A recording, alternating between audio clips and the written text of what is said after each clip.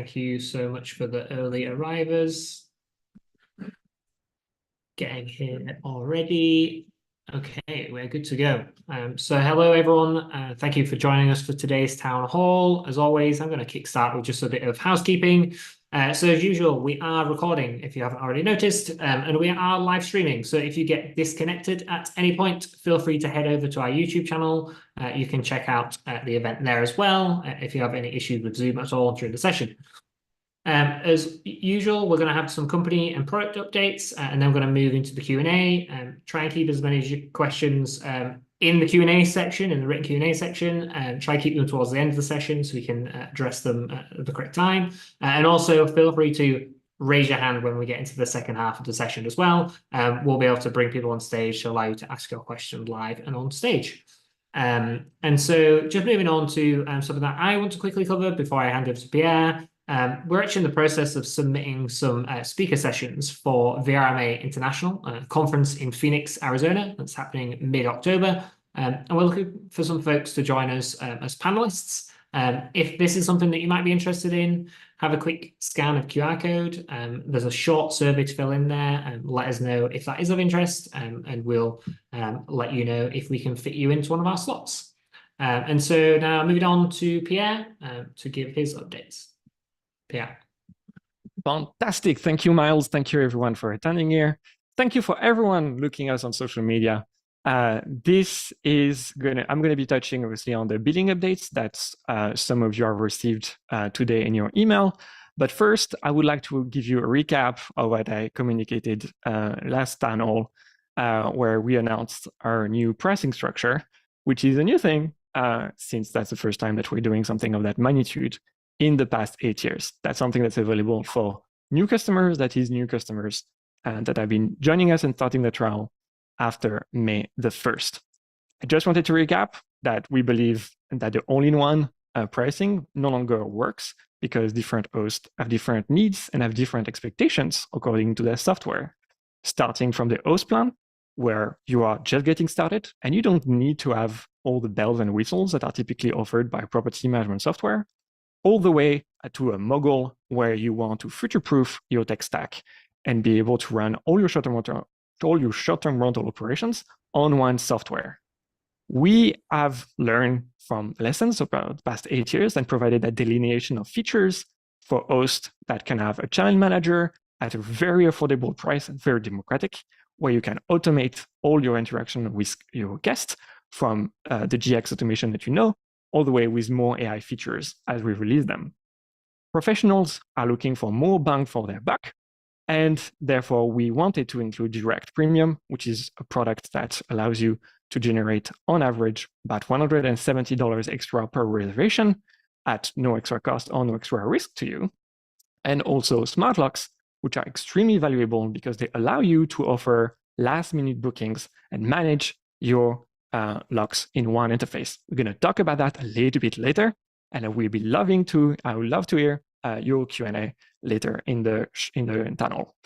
And Mogul is the price point that we expand. That is a new thing, again, where we'll be providing you with updates on owner statements and an investor module. We believe that being a mogul that's not dependent on a business model, it is relevant with the scale that you are having. We have 3 different price points for those plans, starting at $29, which is a drop considering our current price point of previous price point of $40 with 2 properties included, with an extra $10 for an extra property. $15 is what's going to be the price for new professional plan, with an extra fee of $15 per property, including direct bookings, including smart locks, 1 smart lock, 1 device per property. And then Mogul, which is coming soon in a matter of weeks, not months, starting at $99 with 3 properties included, will be priced at $30 per extra property. There is a wide range of needs, and this can no longer be under one same price point. Now, we believe that even with this new pricing, we provide the most competitive offering for each persona, for each type of user. Let's compare with the competition. And I took the leaders in each particular category. You can easily do the math again on your own starts with host for 2 of them. It starts with owner for 1 of them. Here you have a simulation for a host plan with 2 properties. An alternative will cost about $40 a month, on top of which, to achieve feature parity, you will need to have an AI-based product like the ones that have been mentioned, for example, on social media all over the place. We believe we are significantly cheaper and more future-proof than any other property management software in the space. That's the same that you can see as well for a professional user that would have 5 properties under the portfolio, or even a mogul customer that will need to have owner statements to manage their client base.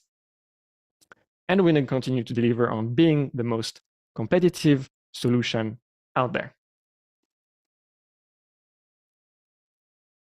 Now, what about current customers? First of all, we want to thank you, because the reality of it is obviously we would not have been there if it was not for your support in the past 8 years. As I communicated on the last town hall, you will retain your legacy pricing, and there will be no function on our side to force you onto the new plans. You will retain a modular pricing, which means that you get to opt in into the features that you like whenever you find them valuable.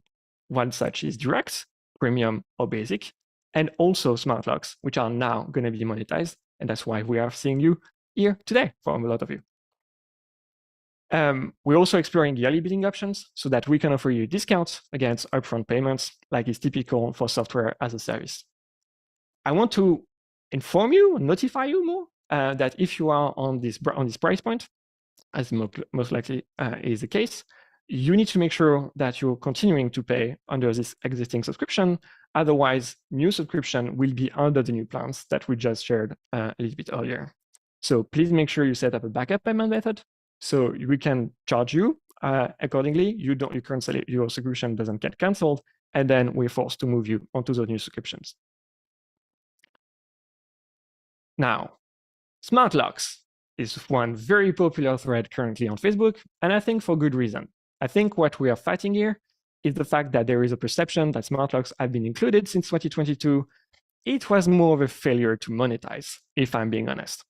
We have a particular and quite complex story around smart locks. We were, I think, one of the very first property management software offering a native integration since 2022. And that's really part of our DNA there. We're willing to take on the cost and invest significant resources ourselves rather than relying on third-party providers. That's because we believe that when something is valuable, we'd rather make sure that you have the best product within our Hospitable rather than relying on third-party vendors. We want to drive revenue for you, not minimizing the cost. More value for you means investing into smart locks. Since 2022, what have we done? What have we observed? We've observed that smart lock connected hosts can secure more last-minute bookings. That seems easy. If you have to perform the manual task yourself, you will want to protect your calendar against those last-minute bookings. That represents the value to you of those smart locks. Those are an arbitrage opportunity. You have a price for the smart locks, and you're able to make significantly more money on a per unit basis, on a per night basis, compared to not having a night book on your calendar. What we also realized is that, oh boy, engineering on those devices is extra hard. I've seen comments that basically you just plug into the manufacturer's API, you build that integration, and then off you go. This is far more complicated than that when you are dealing with software that are so small, that are very little cheap, not consistent, that are relying on batteries, Wi-Fi that's not being configured always nicely with a guest Wi-Fi network.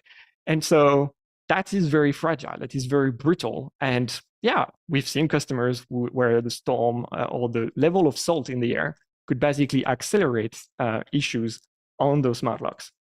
And that obviously can have severe consequences because even though we believe strongly that the connectivity to a smart lock is a commodity, and I will get back on that later, the reality is that whatever marginal fee is there on the cost of the connectivity, that can cost you thousands in reservation if there is a failure for the guest to enter, if they involve the OTA, they get a refund. So we have dedicated more resources actually in the past few months. One product manager, who you know and love, Alisa. We also have 2 software engineers who have actually even experience dealing with access system APIs being on the other side, on the vendor side. And we also have a specific support team to investigate smart locks devices issues and making sure that we have a right technical and competent support staff to support you. We need to pay, of course, for each lock that's integrated, and we have not done so in the past 2 years, but now that's getting fixed. The problem, and it's more of a commercial basis, is that many other providers have been quicker to monetize than we were, giving the perception that smart locks were included. And I think we've been making a mistake there, and oh boy, are we learning from this, in that we can no longer do that again. We cannot wait for us to be gaining a higher level of confidence rather than just charging more and being able to allocate more resources to fixing those issues right there. That's basically a bit naive on our side, and I'm sorry if there was a misperception. Now it's changing so that we can accelerate the deployment of smart devices and all IoT devices to our customer base. You may have received a notification today in your email. If you are a customer under a legacy base plan, and we're going to go back to that a little bit later, starting from June 15th, you will start being charged an add-on charge of $5 per device. There will be no charge for devices that are only matched with inactive properties. And this is a rare case. Whenever you have a property that has not been receiving a check-in, then we're not charging for it. So we only charge devices whenever you make money of a property. The billing starts, sorry, there is a mistake there. This is June 15th until July 15th for the first billing cycle with the add-on. The billing starts on June 15th so that every customer has 30-day notice period to be able to make a decision for themselves on what they would like to do. So there is no disruption. The first customer will be charged smart devices fee on June 15th. So what's changing again for new customers? If you are on the host plan, you don't have smart lock integration available. That's something that we recognize is probably not a great fit for the person that is likely to be buying the host plan. If you are using professional, you have an allowance of 1 device for every active property. Extra properties, extra. And you have an add-on charge of $5 per extra device for an active, but that is matched with an active property as well. For Mogul, which is not a plan that's live yet, but it's coming soon, we will have 2 devices included for every active property at no extra charge. So that's rolled into the add-on fee per property. So how did we set this pricing tier? And I'm going to start with something that probably is going to confuse a lot of you, but I know I believe you are business owners, and you have the same finding as I do. Connectivity alone is worth nothing, if not a marginal fee. Is that the ability to create a code is probably the cost of the time of a virtual assistant that's getting the app and creating the code for themselves. I completely agree with you on that. If you are challenging the price points on this is not something that's going to be particularly inspiring to be charging for smart locks. That's, we believe, is not really the value that, from our experience, with a 2-year experience on smart locks, is value that we should be delivering. When you have a code that is failing to be created, resulting in a $2,000 reservation cancellation, you need to make sure that you have a little bit more than just creating a one-off code and then hoping for the best. We are unique in the space because we have a backup code management, which makes sure that when your device fails, we can still communicate a code to your guest. You will not lose a reservation because the code was not set by device, whether there's a storm, whether there's a Wi-Fi connection issue, nothing. We also have on a smart device dashboard a specific set of features for device notification, including the battery, including Wi-Fi connectivity, and including other issues that may be faced by the devices. We have code-specific status, it's not push and pray. And we also have now the ability to notify you whenever the code has been used first, which opens up a lot of feature improvement on our GX product and operations product. You can remotely lock and unlock. So if there was any issue, you can still take action manually, which you would not be able to do with just the connectivity. And you can have the benefits of having everything connected into one place, such as managing multiple vendors and changing the check-in or checkout time directly from your inbox. So making sure the story is consistent for each code lock. Now, there is plenty that you can say about us. Sorry, next slide. Is basically, how do we set this pricing tier? We actually have a chance is that as a property management software, we actually have integration with smart lock providers. And so we know what's happening and how much they are charging for their customers. That's the case for Remote Lock. That's the case for Jarvis, that are fully integrated software providers with us. By not charging, we actually undercut our partners and cannibalize our partners, that we cannot be part of a great ecosystem when basically the smart device dashboard that we do is free or seemingly included, while the other ones basically want to work on integration with us and we want to support them, but then they're offering obviously at a different commercial pricing tier. So we have this table. If you want to look at alternatives, those are the ones we have shortlisted for you. Obviously, do your own research. What we find is that $5 per device with a dashboard that allows you to expand just the feature set is far more valuable and very competitive offering. And if you don't want to pay us, you can pay Jarvis, you can pay another property management software. We just feel like we have to warn you that this is going to be at a higher price point. There will be plenty of features that they have that we do not have. And that's because their business is entirely focused on that. We, however, I think are very good at this point, even today, thinking that tomorrow will be significantly better for delivering far more than just connectivity, just the locks.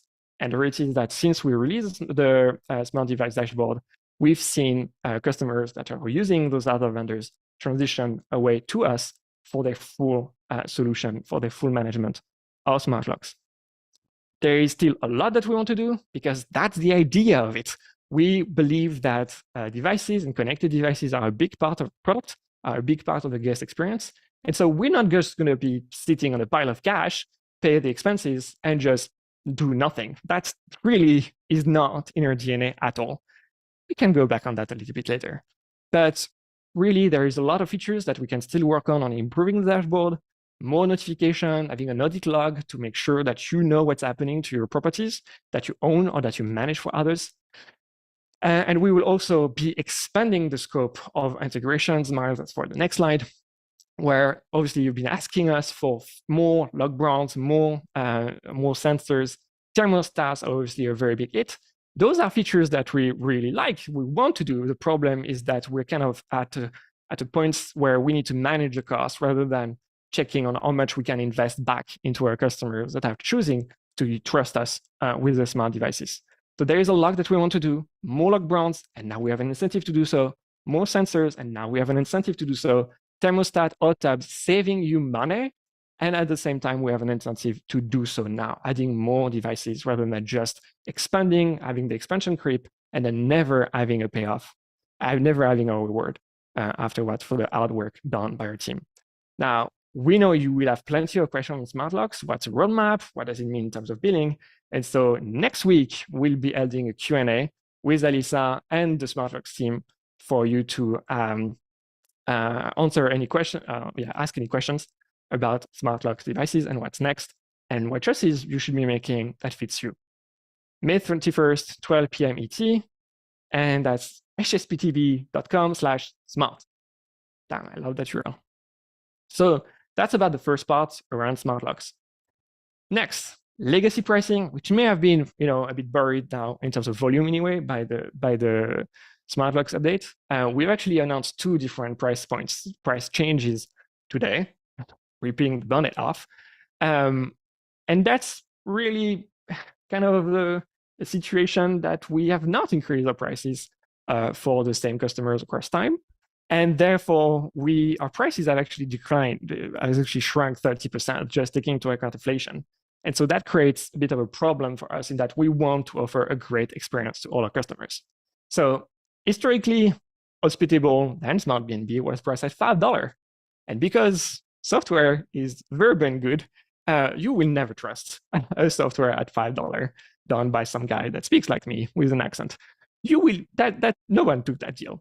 At $18, the deal started working, and we kept using that price point for 2016 to 2021, then a $25 base rate until 2022, and we were at $40 base rate since 22 then. Now, this communication is really about customers that have been paying $18 or $25, and that means they've been continuously customers at that price point.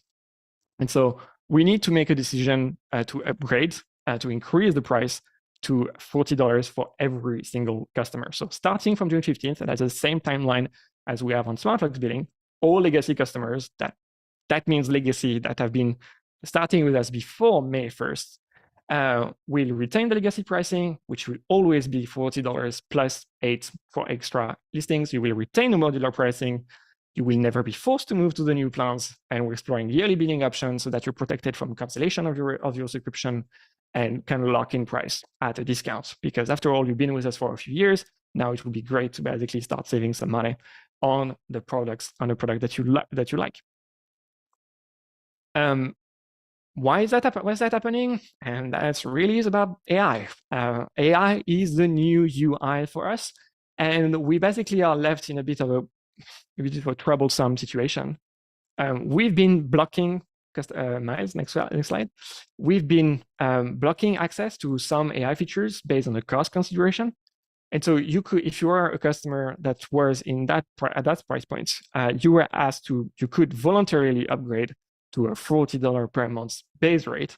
So you could get access to unlimited AI features, which we are now confident, and that's the next slide for you, Miles, that this is not going to be a sustainable path moving forward, as we want to invest more features, more resources into AI as well. We just see that as a necessary evolution of our entire product philosophy. And actually, quite frankly, it was also part of our DNA. We're early on everything AI. Probably that was a fault at the time, but now we have the ability to really technologically build a product that we want. So this is something that we're going to move forward. We were going to want to offer one unique AI-driven experience for all customers, including those that have been the most loyal with us across the past 8 years. So timeline for all upgrades. Today, email notification have been sent to all impacted customers. If you've not received an email, you are probably not impacted. You don't have a smart lock, and you've been a customer with us since 2022, or you've basically been upgraded already to the $40 base rate.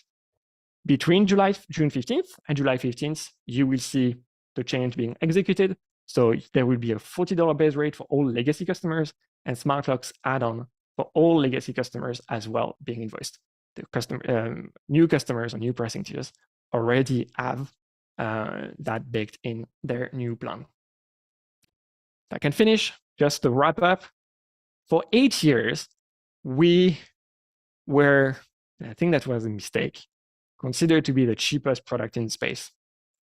The lesson is that with 8 years of software working in a software company, whether you have expensive or cheap, at the end of the day, the expectations are actually the same. You want to offer great support. You want to offer reliability. And you want to have that one more thing that would definitely be returning value back to you. Now we're at a point with a team of 56 where we would love to be doing a hell of a lot more, because we have teams for smart locks, we have teams for direct, we have teams for AI. And now is the moment where we want to be able to scale that value back to you. Support is one of the highest level items there. We are in the finishing step of recruiting a head of support so that we can really, I want to say, unleash and really solve that problem once and for all. Right now, most of the support staff reports directly to me, which you can appreciate is probably not a gift. We want to be the one returning more of the value back to you. We're confident that our pricing is extremely competitive. And let me be clear, I own 93% of the company. This is not about milking profit from some private equity firm. We are the only bootstrap company. That means we have the same economics as you. If we are not going to be profitable, we're dead. We are not profitable by a margin, we're breaking even, but we want to basically push forward and be able to build a product that we want you to have. We want to build a product you love and never second guess. And I want to finish just before talking about AI with the mind-blowing demo from Nikita. And I seem to have lost my thought. This is humiliating. Just today. Yeah, so I'm sorry, I lost my thought. I will get back to it a little bit later if that's valuable. But the reality is that I'm actually looking forward to the demo from Nikita, because that's probably more interesting for you. Sorry for the downer there. Nikita, what's up on AI? It's all right. You got too excited at the end. I got too excited. Yeah, before getting hi everyone. Yeah, before getting to the update, small note. Very early days of Hospitable, the company was positioning itself as an AI first messaging tool for hosts, and kind of AI was the DNA, at least publicly facing, of the company. But in reality, the technical part of the AI was very small, very limited by the technology available then. So it is really exciting for all of us to be able to kind of realize the vision that we had for so many years now, by using the, as you now are aware, the GPT class technologies available to us. So it's exciting times for us to actually finally realize kind of the vision that we had. Okay, on to the AI updates. As mentioned in a previous town hall, we've been working on AI generated reviews. This is where alongside your existing review rules, we have the AI model generate from 1-star to 5-star reviews on your behalf that you can then use gracefully whenever you need to. So what that looks like is in the inbox, you'll have the 5-star review as normal as you would expect it available, but you can then edit it, and you'll be presented with Miles, on the next slide. Well, you'll be presented with all the options generated by the AI that you can then use from 1-star to 5-star, along with the normal scheduling logic that you would expect from reviews in general. So this is currently being tested with a portion of beta users, and we're gradually rolling it out basically every single day to more and more users. And we're aiming for a wider rollout to everyone, basically within the next 7 days. Next, apart from that, an ongoing process is improving the prompts that are happening in the inbox, the suggested AI, improve with AI, review replies, reviews. All of those from time to time need tweaking as we find more and more edge cases where the AI isn't quite doing what you would expect or not following instructions. So we're adding more guidelines, more guardrails. Apart from that, you might have seen OpenAI released a new, very impressive model earlier this week. We immediately, small side note, I was testing it even before it was publicly available in the official public documentation. We're already testing it internally and are just about ready to roll it out to all current prompts as well. So what's next for AI? Well, if you recall, last time I shared kind of this current state and future state. So future state at that point was where AI reviews are next. And as I just showed, it's already being rolled out. It's almost there. So really what's next is rolling out AI wider to guest experience in general. And what that means is for you to opt in to enabling the AI model to make changes to all of your automated messages in a way that would basically ensure that every single message is truly personalized. So right now you can kind of simulate that with short codes, with custom codes and the various conditions. But here, really what we're aiming to do is provide enough context to the AI from the conversation so far, from your property, the policies associated with them, whether or not it's a repeat guest, if there's any children coming, if there's any pets coming, use all of that information together to make sure that every message going out is crafted at that point in time to be as relevant and as personalized as possible. So as a kind of small and subtle example, what we can see here is a new inquiry coming in. There's a template in your rules already set up, and that's how it would look like on the left side. And then we run it through an example kind of AI prompt where it changes it to make it more maybe excited. It maybe changes grammar here and there to make it flow more naturally. But what you can see at the bottom is it's actually asking for more information. And this is particularly important if there's information missing from the guest at that point in time when making the inquiry. So you'd want to get that additional profile information verification and so on. And this can happen now much more naturally on any message going out. Not just, obviously this is a verification example, but as I mentioned before, things to do with pets, children, answering questions along the way. We'll get into all of that as we go. So this is being tested internally right now, and we're hoping to start rolling it out towards the end of next week. And that will built into a more and more automated AI inbox, where basically the property starts just working for you in an automated fashion. And then also applying AI to operations, whether that's the task automation or messaging with your teammates. Now, one other thing I mentioned is a long shot or kind of moonshot that we had internally, which is Hospitable Copilot.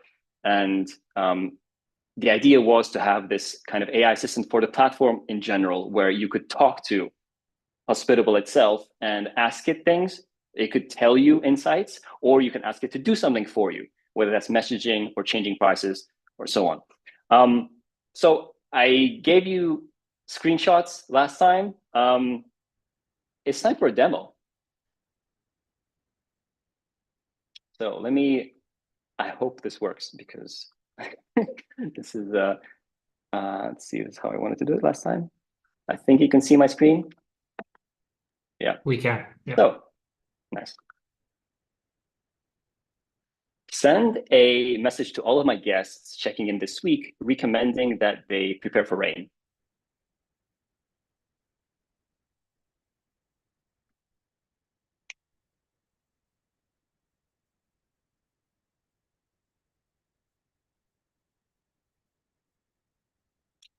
So what you just saw was, that's real.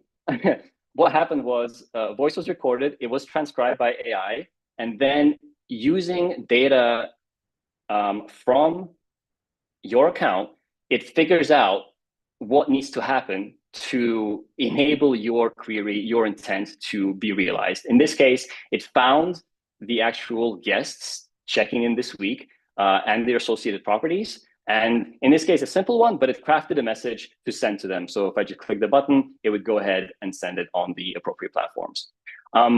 Yeah, so this has accelerated significantly since last town hall. This is a long-term project. So this is not, please do not expect this to start rolling out next week. There's a very long tail of things to do to make this happen. But we will keep working on this, and we will keep updating you on this as we go. So exciting times ahead in AI. And yeah, we'd love to hear your feedback and your suggestions and requests for what you'd love to see happen on that side as well. So that's it for AI. Oh, I have to follow that. Thanks, Nick. Okay, yes, back to basic features of Hospitable that aren't magic, but are still useful. So yeah, last week we did mention the guest portal was just about to go live. It did end up getting pushed. And so what's happening now is that we added this Manage My Stay button to all of the booking confirmations that we send out. So we can click to the next slide and just show you that video, what that looks like. Again, the primary needs we were looking at is, one, we were seeing people not being able to find properties because that wasn't getting communicated. So we do share the address now. Once a booking is confirmed, we're going to add a more granular feature to let you, if you're more reticent about the full address being shared on a confirmed booking, we'll let you do just like on some of the OTA platforms and save that until the booking is non-refundable. So that was one thing that we wanted to address. And the other was we were getting chargebacks for guests that couldn't figure out how to cancel. And so we wanted to make canceling a self-service feature. And then, yeah, it gives us basically a blank canvas from here. So this guest portal is going to expand into all kinds of different things.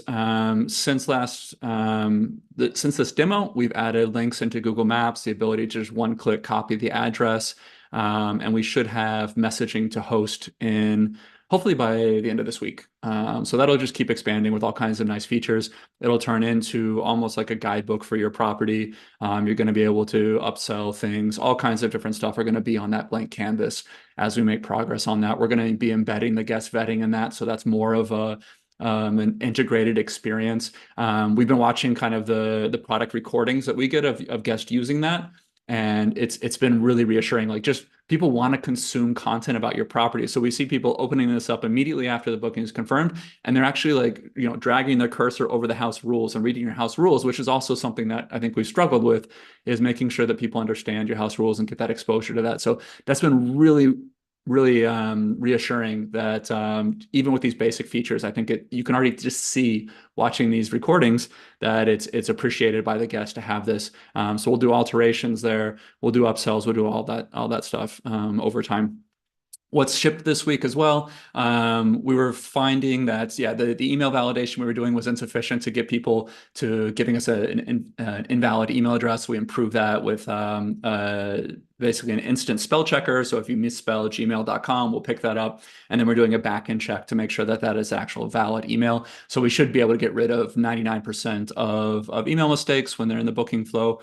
We're doing a better job communicating cancellation policy. I think this was some conditional language was still in the kind of the email confirmations or in the guest portal. We're making those much more precise and specific and making sure they're rendered in a sense to the checkpoints of your cancellation policy for that specific reservation to avoid any confusion and doubt there. And then a couple fixes on the property search. And we're going to give a property search some attention post beta release of property search. One thing we did is it's limited to 90 days, but guests could select more than 90 days on the calendar. We fixed that. Now it's very clear that 90 days is the maximum length, and we'll look at extending that. We had some scalability concerns initially, but we'll look at that soon. And then an item that was brought up in the previous town halls, if you have properties that have a max capacity of 1 guest, we now make the default guest count in the property search respect that and default to 1 instead of 2. And next slide. Other things that are coming up in kind of like a next week to hopefully a couple week timeline. We are going to release, I think this week, the ability for a repeat guest to not have to go back through guest verification when they're especially on their custom quote. So you'll see when you search your past guests, you'll see if they've been verified, they'll have a little green badge next to them.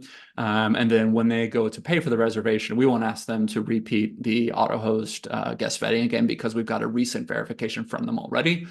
We'll be increasing payment method availability. So right now we support all major credit cards. We're going to add Apple Pay and Google Pay as options within the next couple of weeks. We're going to give you an option on the premium side to make all of those charges a host-only fee. So if you would prefer not to show that to the guest as a platform service fee, you'll be able to, in Hospitable, say, no, I prefer to take that all as a host fee. And then you don't have to reveal a service fee in your quotes on your websites. Like I mentioned on the guest portal, the next couple of features there, message host may be done by tomorrow, as well as the granularity probably next week to restrict your address sharing until later in the booking flow. And then our platform team is working on new capabilities for people using self-hosted sites or third-party sites. Right now, it's a little bit manual. We actually had a Q&A that I was helping with. How do I get my booking widget codes to Boostly or to my vendor of my site? We're going to make that so it's all automated. So those vendors are going to be able to make their own booking widgets for Hospitable. They don't need to rely on ours. We're going to share a URL that gets them into the Hospitable booking flow so they can do whatever they want pre-booking flow. They're going to be able to pull and create booking widgets for you. So you don't have to manage that from Hospitable. They'll be able to do that themselves. And it'll just be a much nicer experience for anyone that wants to get up a custom site and move off of the templates that we include. Otherwise, the big projects that maybe a little bit hard to give an ETA on, but are still in progress, tax filing remittance. We now have the simple tax filing remittance working internally. So there is progress there, but that's not released yet. Payment terms, they're in progress. Some GVR improvements like brands and more precise amenity sharing with Google, and the e-signatures on rental agreements, something that'll come out in the guest portal on a near timeline, but not in the next couple of weeks. Yeah, that's from Direct. Nice. Hey, everybody. A couple of updates on our core product for you. First, we'll start with some updates on reservation financials. We made a couple of UI improvements in the last week or so to just make it easier to kind of understand what's going on in the reservation financials section of the sidebar. One, if you have a booking that's really long, we were showing under the accommodation the price for every single one of those days, and that could just basically crowd out the entire sidebar. So we'll show a handful of those dates with a show more button. You can toggle it open if you care to see the price for each specific day. Similarly, we're also grouping like taxes into a single line. So you see the pass-through taxes section, we actually receive the taxes like on a per day. but that's probably not helpful to see in all cases. So we've grouped those together so that, again, that's a little bit easier to digest as well. Next up with financials specifically, we've talked before about kind of a larger financial reconciliation project that we've been doing, so that accommodation on one platform means the exact same thing as accommodation on another platform. Working across platforms is super tricky because everybody calls something a little bit different terms and they might mean a little bit different things. So we have one final platform to do our reconciliation with, and that is Booking.com. So in the meantime, you might see some things in this reservation financial section of your sidebar that look a little bit consistent for Booking.com specifically, but you can expect that to change here soon as well. We'll also soon be looking at incorporating Airbnb resolutions. We got access to this a couple of months ago and just haven't been able to dedicate the resources to it just yet. So all the reservation financials don't have the context of a resolution just yet, but that's something that we need to start accounting for to give you a full picture of the financials for a particular reservation. And then last but not least, all of that needs to be taken into consideration and exposed in our public API in a really clean, easy to understand way, so that any of our vendors who've built integrations to us have the full picture of the financials. So if you've got an accounting integration or a reporting integration or any integration that needs financials, they can have the information that they need. Similarly, if you're a host who's really tech savvy, who's built your own integration or is maybe using webhooks to send financials somewhere else, that would soon be available to you from the API as well. So those are some things we're working on with financials specifically. I need to cough 1 second. Okay. Next, a little change to the message text box. We had heard some feedback from a lot of you guys in last town hall that said that sometimes you were generating an AI suggestion, but not realizing that that suggestion was actually longer than was shown in the text box. You were sending that and then maybe regretted sending it or wish you would have known the full context of the message. So we've kind of increased the maximum length of this text box. And if anything is pasted in there manually by you, if you use a canned response or if there's an AI generated response, we're going to automatically scroll to the bottom so that you can see like the full message and know if there's anything that you would have missed otherwise. So in this screenshot above, the top one is like what it looked like before this change, and the bottom one is what it looks like after. It's a little bit bigger. And again, we'll scroll to the bottom. So you'll see the full message before you have the option to send it. Next, Airbnb announced their summer release a couple of weeks ago, 1, 2, I don't know what time is. Recently, they announced this, and they made a couple of changes specifically for improving communication between host and guests. So we're already on top of many of those changes. The first, which we shipped just before the town hall, is that Airbnb is allowing you to set a preferred name now in addition to your legal name. So if you have a preferred name, or maybe, in my case, I host alongside my husband. My legal name is Emily, but I actually want Emily and Bram, my husband, to show as the first name. And so I've put both of our names in the preferred name. And so for Airbnb reservations, we'll actually be pulling the preferred name when it's available in place of that host first name shortcode. If you don't have a preferred name set in Airbnb, no big deal. We'll continue to pull your first legal name as Airbnb is sharing it with us. Next, we will be better handling multiple guests in a single messaging thread. So we're receiving all of this information as is from Airbnb, but the way that we're showing that in our messaging thread right now isn't great, because if an additional guest has been added as a part of the conversation in Airbnb, we're not notifying you of that just yet, and we're not marking that message as unread. So we have some really important changes to make there, so that when multiple guests are participating in a single messaging thread, you know who's a part of that conversation. You can see their names and you can see like who's sent what message. Along those same lines, Airbnb is also now supporting emoji reactions. So that's a fun one. Right now we're receiving that information and displaying it as a big old block of text. It would say like, Bob reacted heart to this message. And it's really long and takes up a lot of space, which is unnecessary. So nothing is broken there, but we can kind of gain some space back by doing it something like this, like what you'd expect when you're like reacting to a text message or something like that. So those two improvements are coming here soon as well. Last but not least, an update on owner statements. This is something we've been working really hard on the past several weeks, And we're making a ton of progress, and I cannot wait to be able to share actual visuals with you. But in the meantime, I'll share an update of where we stand. So development is in progress. We have a whole team dedicated only to this. And we have finished things like being able to add owners, assign properties to those owners, and add transactions. So like I went to Target and I bought toilet paper. You can add that as a transaction. What we're still doing is the development around configuring your reservation commission. We have a lot of this defined, but we're just doing the development for it. So you'll be able to define like a percentage to charge based on the accommodation. You'll also be able to define a separate percentage to charge based on fees if you have something different that you do there, and or a flat fee per reservation, and kind of combine all of those things and use them together to build your reservation commission agreement with that particular owner.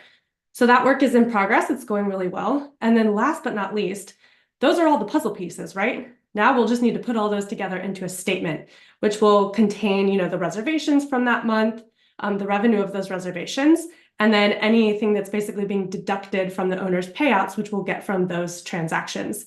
So that's a little bit like what our MVP is going to look like. We're kind of doing like an internal pilot, if you will. As you guys know, we have several employees at Hospitable who are also hosts, myself included, who are able to use this now. And that's kind of like a really great way to test this in an actual real life situation before sharing it with you guys. So we're adding transactions now, we're adding owners now, and making sure that that's in really good shape before we start a private pilot. Our hope, as soon as we can generate statements, is to start a private pilot pretty quickly. I've already spoken with many of you guys who've given me a ton of information during this research phase, and all of you who I've spoken with already will be invited to a pilot if you're interested. We're hoping to start that by the end of this month or early June, and then take your feedback, iterate, improve, and then go to beta from there. So we want to move quickly on this, but it's also a very big project, and we'll be really looking forward to your feedback once we can actually share a little bit more. That's all I've got. Miles? Perfect. Thank you very much, Emily. So yeah, we're going to move on to the Q&A section now. Before we do that, I'm just going to put up the slide and let people see it and scan it. Just an FYI, in case you didn't already know, we do these town halls every 2 weeks. So if you're new to these town halls, please go ahead and scan the QR code on the right. Use the link at the bottom there, and that'll send you to an add to calendar link for our next town hall in 2 weeks' time.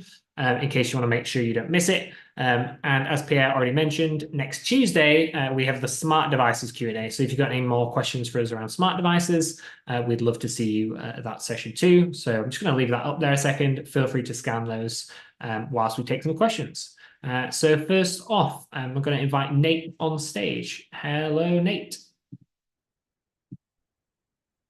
Hello. Yeah, so question regarding, I guess, like the new pricing one. For me personally, I think the pricing is fine, but I would really ask you guys to reconsider the host one not having smart lock, even if it's like the $8 lock. For me personally, I don't have any need for the direct booking, so I'd much rather get like the the host one plus pay extra for the smart lock than go for the professional one. So I think the pricing is a bit of a like an anomaly for me for where like the new pricing strategy is going. So what's your blocker on direct bookings? Because this is typically a product where I mean, the product for direct is really not a direct booking website. It's literally money wired to you. Yeah, So I mean, why do you not want more money? Well, I have it up. Nate. Yeah, more money. I Yeah, sorry. Need to stop the excitement. For We missed that, Nate. Sorry, you could add a second, Nate. Yeah, no worries. So what I was saying was, I have direct booking enabled. So I'm paying $10 a month for it, I think, for the direct premium. But the thing is, like the area that my Airbnb is in, it is not a large kind of vacation area. Like, and most of our bookings come through Airbnb. Even with like, I have the Google Vacation policy enabled, or like the vacation rental, and I can buy my property through Google Vacation rentals. I've had it where for repeat customers, I I started to steer them towards the direct booking. But our area is not, this is not like, Atlantic City, which is close to Philadelphia, where like, oh yeah, we'll go on vacation. It's not like Orlando. It is very Airbnb specific. So like, I 100% agree with you. I would love to convert every single one of my Airbnb guests to direct booking. Like it's definitely more money in my pockets, but I do not get guests that way, right? So like for me, I would much rather pay the $10 that I'm currently paying for the direct premium and seeing like, okay, does it work? Does it not work, etc. But the reality is a lot of the hosts that I've like advocated Hospitable for are hosts that are in a very similar boat to me, where they're like managing maybe two properties, definitely one.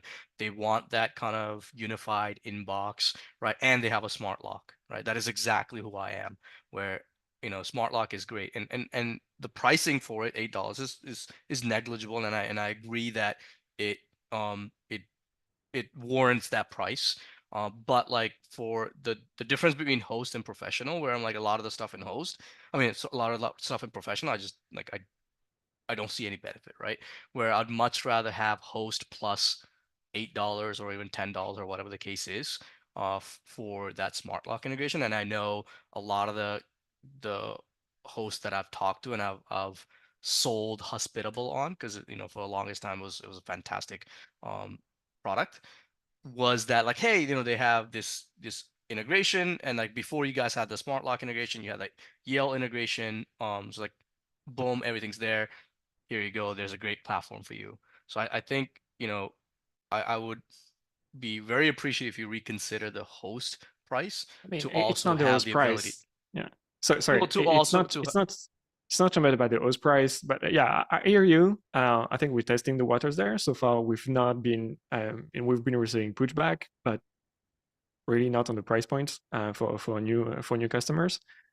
So I'm not saying this opinion doesn't exist in the wild. I believe it does.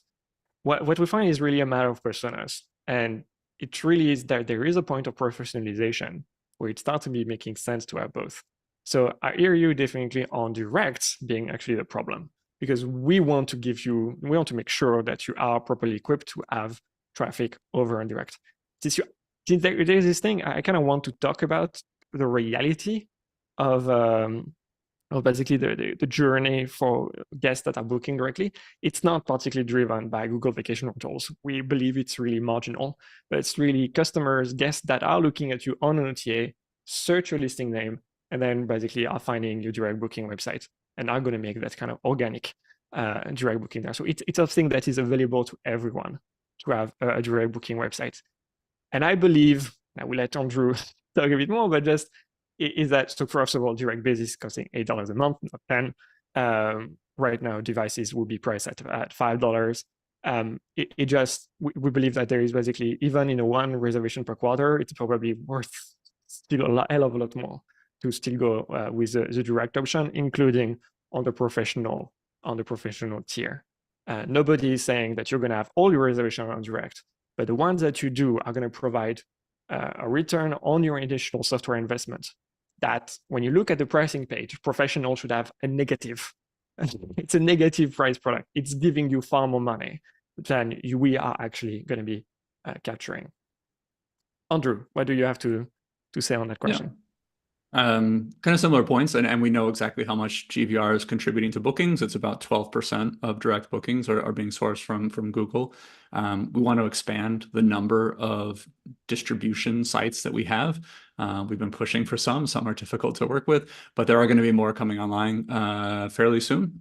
Some of the platform work that I mentioned is going to be part of that. But yeah, to Pierre's point, so when we look at what the average direct booking size is, and you're going to save minimum 10% on direct premium over another channel. If you have one decent booking, that should pay for like the year of direct for that property, right? So in 12 months, if you can get one booking, it should pay for direct. And yeah, if you really can't get a booking in a year for each property, then yeah, I would say it's maybe not a good fit for you, but I think everyone can achieve that. And we're going to keep helping you achieve that with more ease by doing some of these destination marketing site networks integrations. TripAdvisor, if they ever got back to us, if anyone has contact, we've been through the entire org chart of TripAdvisor, And that company, they just got out of an M&A situation that was not in the end successful. So maybe they're back to doing business, but as far as I can tell, they're not doing business on the platform side. Furnish Finder comes up, Halfy comes up. There are some different plays we can do. We're going to be doing a midterm rental push, kind of probably in more like Q3. That's going to be doing all kinds of things with midterm taxes, midterm payments, recurring payments, and distribution into midterm sites. So we're going to help make it easier to get a booking. And really at this price point, it should be one booking a year pays for your site. If you get two, you're probably going to be paying for your entire Hospitable subscription for that property with 2 direct bookings. So yeah, we're gonna keep making improvements there. And yeah, appreciate the feedback though. Cool. Okay. Thank you very much for your feedback, Nick. Okay, moving on. We have Anthony. Hello, Anthony. Welcome on stage. Hello, Anthony. How are you doing? DC, how you doing, man? Okay. Go All ahead. right, all right. Thank you Go ahead, for Anthony. going Lash through yourself. this.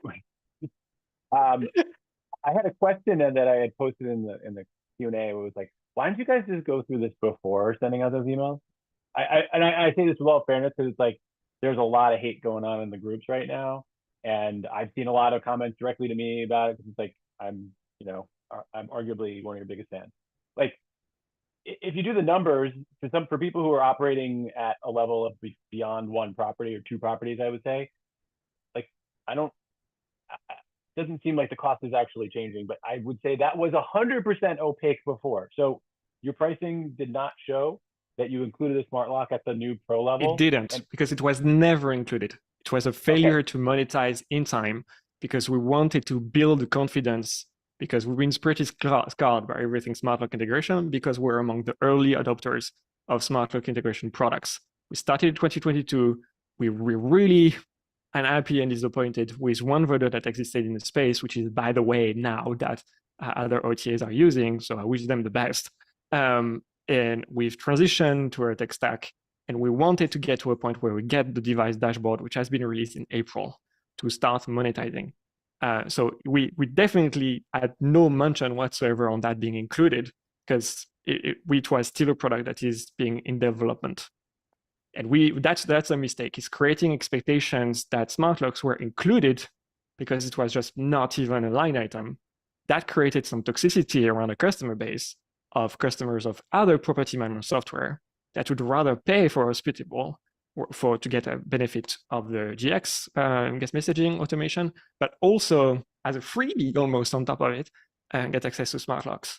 Because it's rather when you are a customer of host tier or guest la, you are probably going to be better off paying for Hospitable.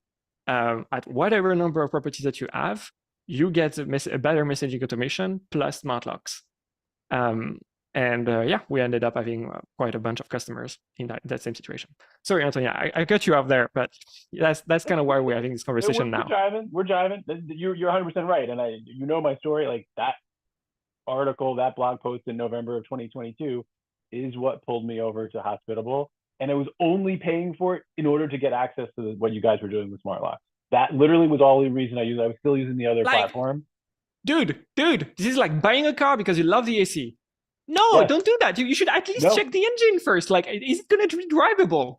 And that's the kind of thing, is that you end up with customers, a segment of customers that cost the same in support, that cost the same for everything. I ended up being probably more expensive based on smart locks that they are connected with us than actually, being aligned on products. So, this is what's so frustrating about it. We would like to have customers that are aligned on what we want to do, offering more value for your buck.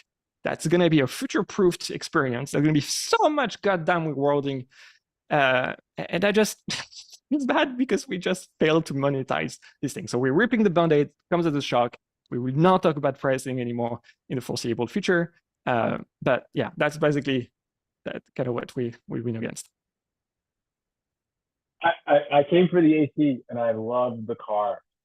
So using your example there, and what I was trying to say was, if you hit the first 2 slides of this town hall, where you kind of broke things down, and then literally specifically in the professional plan said, oh, and you're including smart locks in the professional plan, and that's 100% still what you're doing, right? That's what you said in the starting slide.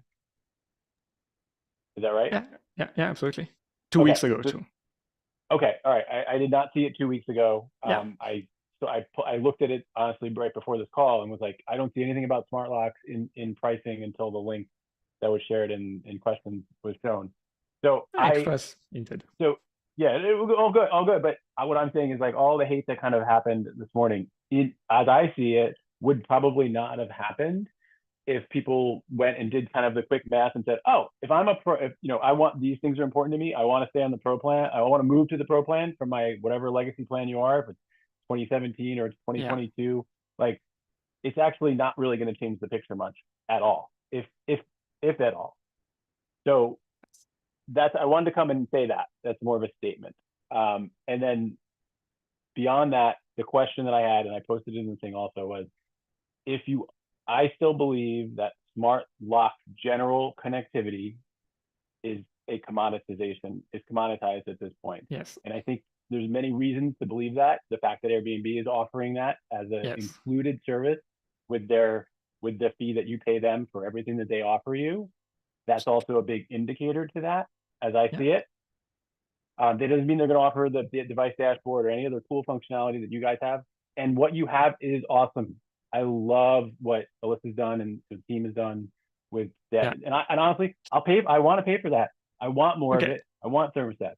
Anthony, we have to dedicate more time for Q&A, but thank you for all your statements. I'm not going to frame that email that you just sent me with all capitals, but that's basically a comment for Mitch, who basically is asking on all caps, why are you arguing with your customers? This is Anthony, come on. This is a bit more of an adult conversation than many others. This connectivity is a commodity. Totally with you. What we're charging for is a smart devices that allows you to let your guest in on a $2,000 reservation, even if the code failed. And that's something that is what you monetize for. This is not about when everything goes well, because that's worth zero. It's there is no product that basically would be helpful to you with everything works well. I have 2 years of experience, kind of feel like we know what we're doing there. I mean to say that without any arrogance. We will not take a liability on a $2,000 reservation without having and monetizing smart devices, monetizing smart locks without having the dashboard so that you can unlock your guests directly, have a backup code management, so you're not at risk financially. That's, for me, a responsible thing to do. Thank you, Anthony, for bringing that up. And thank you for bringing back to us this question on stage and changing your mind. Miles. Cool. Okay, thank you very much, Anthony. Okay, next on stage, we have Arcus. Hello. Hello, guys. Can you hear me okay? Perfectly. What's up? I appreciate all the work that Hospitable does. I'm a huge fan of the product. I've been with you guys for a long time. I understand fully that there was a monetization issue, but you notice that there's a gap in the market, right? Smart locks are becoming more and more industry standard. So I was just wondering what would happen in the case that Airbnb integrates smart locks that now you're just pulling a code. What would that impact the pricing plan? Like if I moved and switched with you guys $8 a month, and now Airbnb does it, what happens there? That's what it does. So that's what it's learning to do, and that's what it's rolling out in the United States. And that's why smart locks is not included as part of the host plan, because you're kind of almost expected to have that on Airbnb, and you get access to a better automation. Then the shift happens when you're starting to be looking at professionalizing a little bit more, and that's basically going to be distributing to other channels. And that's where we believe there is really an opportunity for you to get to direct and therefore get as well access to smart locks. But yeah, the reality is that Airbnb is doing that in the US and Canada. It's slowly rolling out their smart locks integration. That makes it a commodity. On our business, Hospitable will not die because of a feature that was released by Airbnb. Airbnb themselves has reached out to the vendors that are integrating with smart locks behind the scene to check how it would work so that they can capture the same codes. So I don't see that. I totally agree. Right? I totally agree. Like Hospitable is smart locks are a hot topic right now, and I totally understand. But what I'm trying to get to is it possible to allocate the pricing into another feature? I'm more than happy to invest in those other features. But just right now, just because smart locks seem to be a hot topic that the industry is just catching up with, that we're changing the pricing plan because it's a hot topic. Like, can we put more development into or more cost or prices into other features like increasing the direct booking, increasing the AI pricing, and keeping the smart locks out of the equation? Because honestly, I really think it's just like a quick burn. It's a hot topic right now.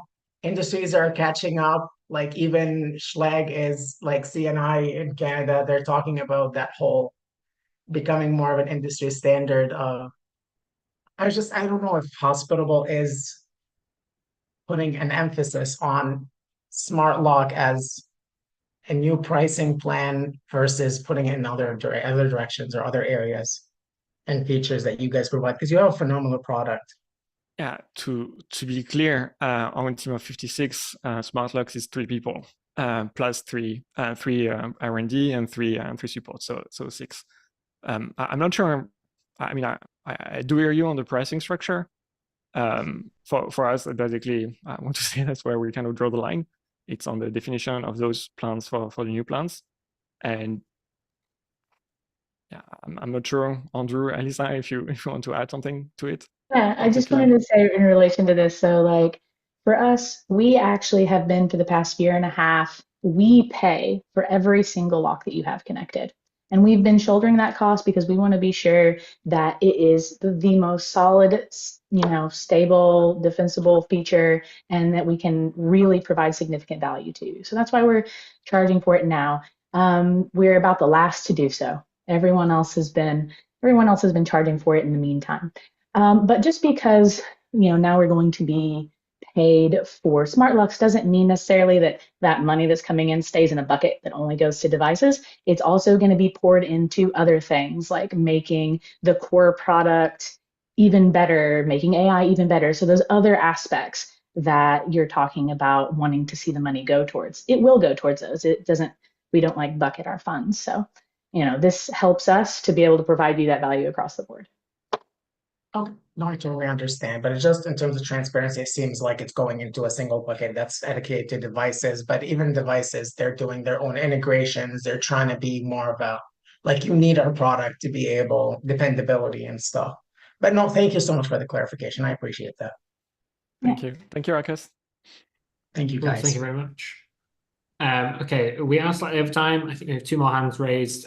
We'll get to those, and then I think we'll have to call time. Yeah. So Natasha, welcoming you on stage. Hello, Natasha. Can you hear me, guys? Yep, perfectly well. How are you doing? Great. Good, wonderful. First of all, I actually personally don't mind paying the extra $5 per lock. I think that's actually quite reasonable given what you guys offer. My only comment on that would be, though, if we will be charged per lock per month, is there any way we can get a wider integration of different lock types? I know I've kind of talked to you guys about it, but the very first lock I purchased for my property was before I had Hospitable, which was a Lockly Secure Pro. I love it because I can use my fingerprint to get in my door. It's not currently integrated with Hospitable. And I later got a Schlage on code, which is integrated. So what happens is when a guest comes, Hospitable does the Schlage lock, but I have to go in manually with every single reservation and create a code that matches the one that you created for my Lockly Secure Pro. So I don't mind paying extra, I'll pay double, but if there's any way we can just kind of expand what's being offered so that your hosts have more options to add to the platform. I will let Alisa answer if she's available, but clearly I want to say capitalism, it works once in a while. We have a clear incentive on having more logs connected, more devices connected.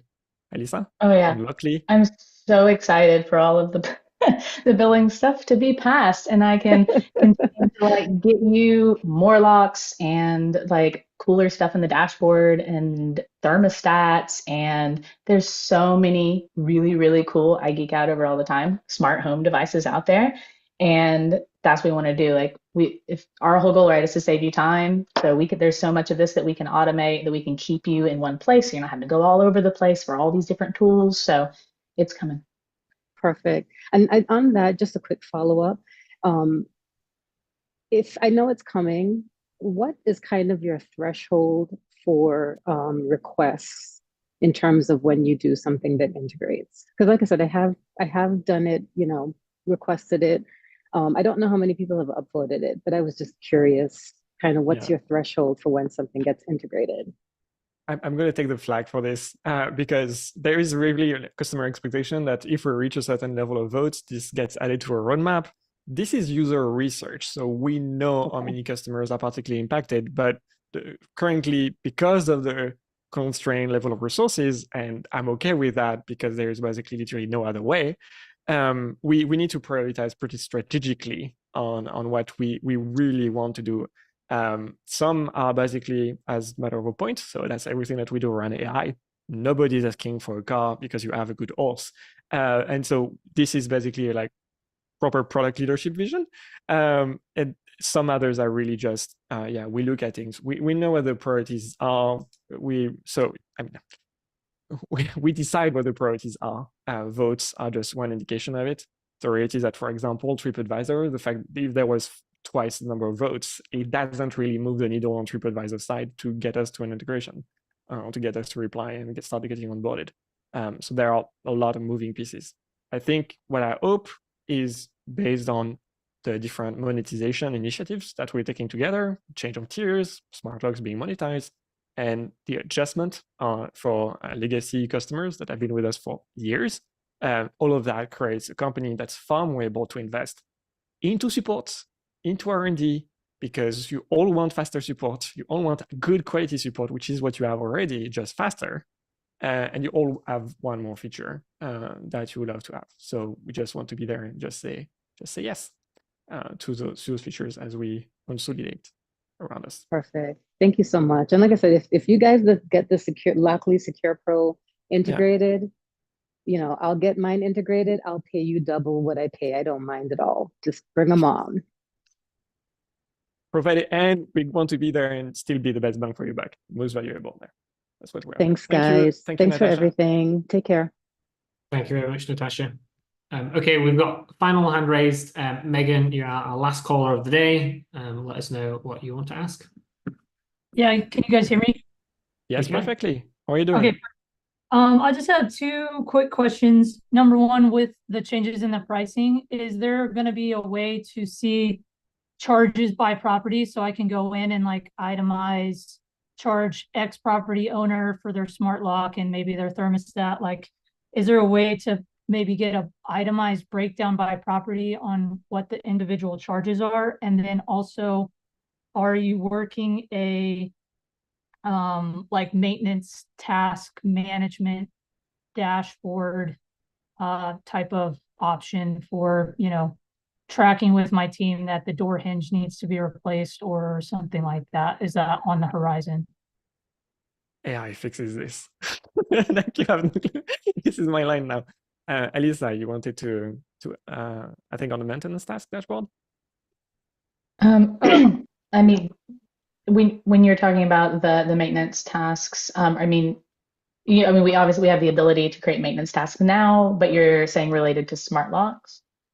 No, I'm saying that's like kind of a separate thing, just as a way of like tracking by property, kind of like a itemized list of like what's outstanding. And then another itemized thing completely separate is maybe on my billing statement per month, my invoice that I get, a charge itemized by property. This property is being charged for a smart lock. I have X amount of listings divided by, X amount of money per month. I think just the breakdown by property. I think we could do better. Emily went back online to the video because I think that's more what she's working on around owner statements, especially transactions. Yeah, Megan, I saw your Q&A and I added you to the list to reach out to for people who want a private pilot. We have something that we've been considering with owner statements, which is don't remember this name because it might change, but basically like some sort of recurring calculated charge that you can put on each owner statement that's dependent on a bunch of factors. So imagine you want to charge the owners for that smart lock fee. I don't know. you could say, I want to add $5 a month to the owner of this property, and this property that's going to be deducted from the owner's payout. So we have stuff like that in mind. We haven't quite gotten into the nitty gritty of like, how does it work? But obviously we have all of that information. And so being a part of a pilot and being in beta using this is what's going to give us that feedback to know what we need to build. So yeah, it's good feedback. Thanks for sharing that.